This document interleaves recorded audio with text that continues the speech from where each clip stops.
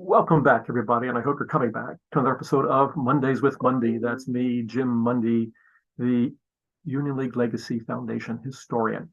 Now, it's been a while since you've seen me uh, filming from my third floor garret at home, but it's nice to be back. It really is. It's been a couple months, so welcome back, quite literally. And also, this episode is being broadcast on November 30th, and I hope that everybody had a good, relaxing and enjoyable Thanksgiving holiday. I know I did. So, or I certainly will when I have it. All right. So our story tonight has to do with the Union League Clubhouse and the fact that in 1938, the League discovered it didn't own all of its property. And it's quite a story. It's a really fun story. So let's get going with it, shall we? All right. So I have to share my screen. What I'm going to do with this. All right. I go up here and do slideshow. And I go there to the beginning. And it worked. Hey, maybe I'm not as rusty as I thought I was. All right. So the Union League Clubhouse is for sale. What's the story? Let's find out. So here we are.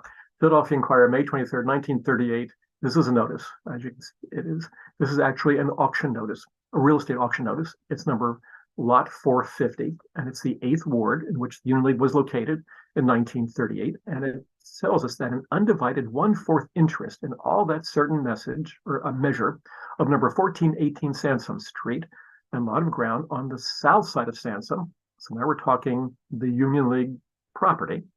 All right. In the 8th ward, containing in front 16 feet and in depth 65 feet 2 inches. And it goes on and on. And then if you go down to the bottom of that one paragraph, it says subject to 99-year lease dated November 18th, 1904. Oh, lease.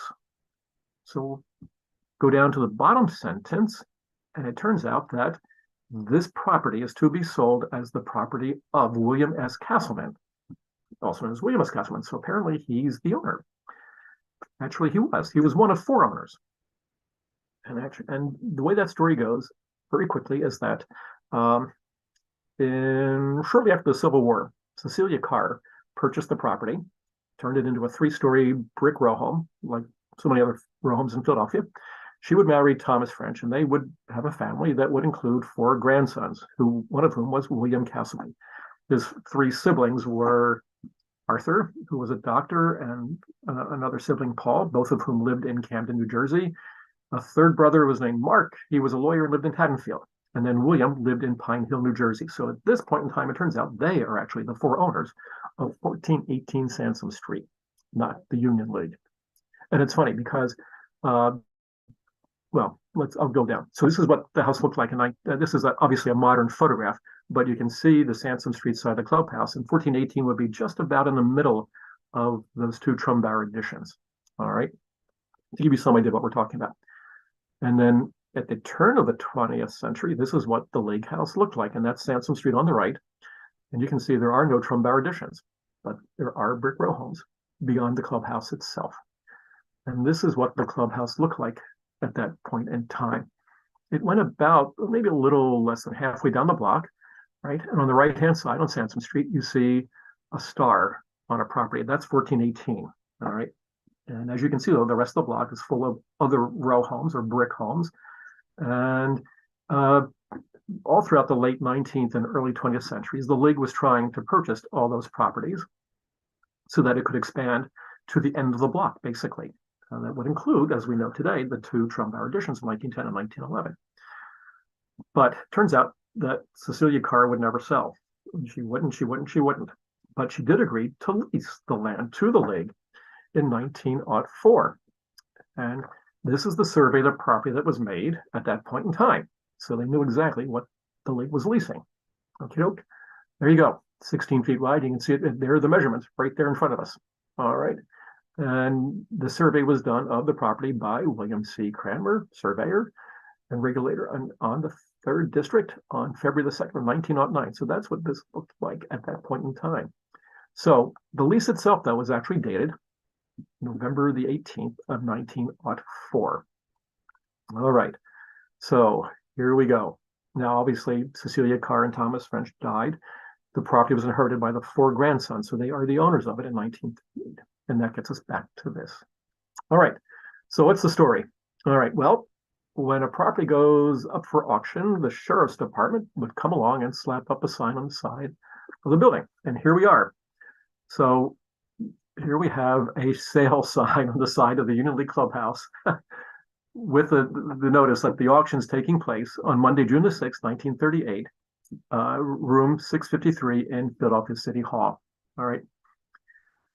And as you can imagine, this made the news. There was nothing else. I mean, everything. I mean, it's the summertime in Philadelphia. It's boring. Nothing else is going on. And everybody in Philadelphia knows now that the league, part of the league, is up for sale. So what's the backstory here? Well, it turns out that among the people who noticed this were John B. Kelly, who was the chairman of the City Democratic Committee, and Francis W. Sullivan, who was the chairman of the 8th Ward Democratic Committee. And of course, the 8th Ward, we discovered, is where the League Clubhouse is situated. So they're thinking like, geez, maybe we could buy that property and maybe we can do something with it.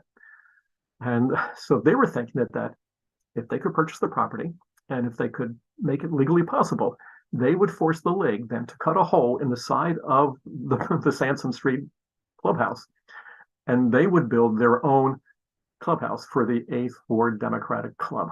All right. So here we go.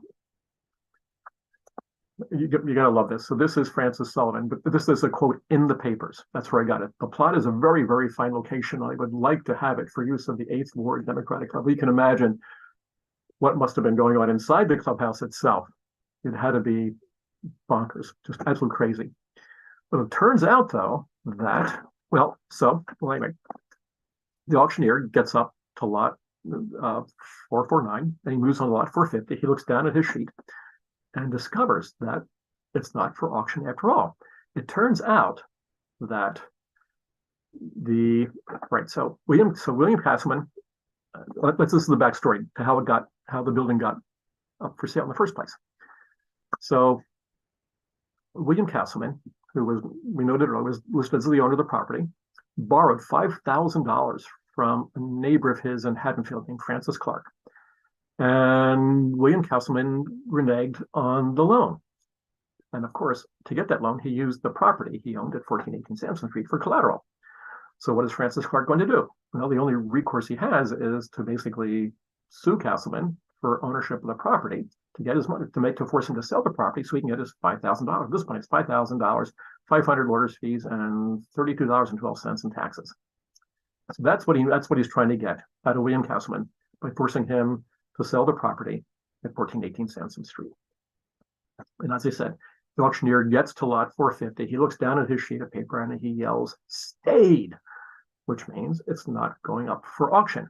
So what happened? It turns out then that Francis Clark's attorney had put an indefinite stay on the property because he understood and realized that you can't sell 1/4 of that property. You have to sell the whole property itself.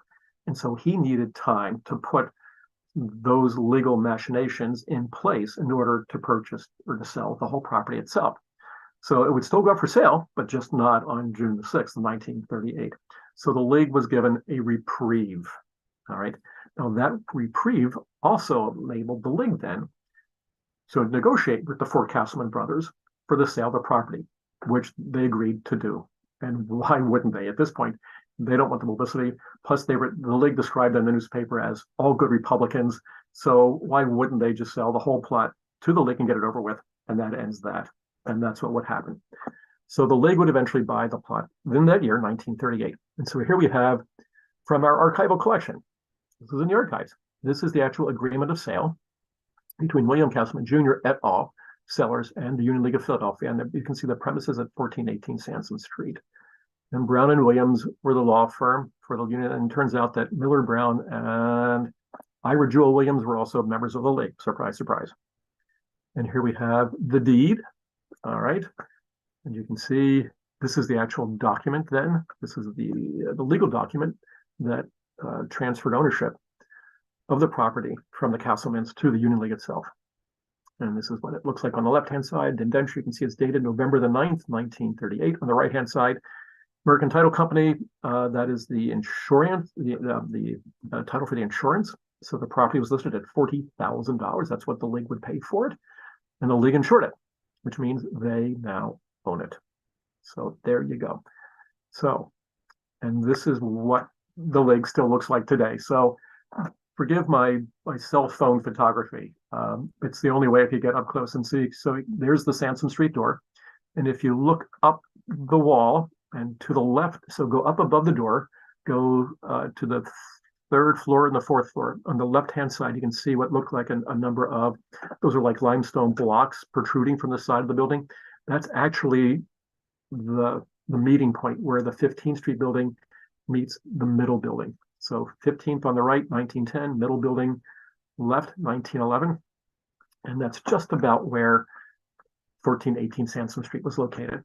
So can you imagine? So what would that look like? The Eighth Ward Democratic Club Committee. So anyway, I think I still get a kick out of that story. I've known it for years, and it's a fun story. And there you go. So close, but saved at the end by all kinds of good stuff. So that's the end of the story today, folks. I hope you've enjoyed it. I certainly have. I think it's a great story to tell. So there you go. Well, thanks for watching as always. Welcome back. And we'll be back in 2 weeks with another episode of Mondays with Monday. So in between, stay well and take care. And thanks again. Bye now.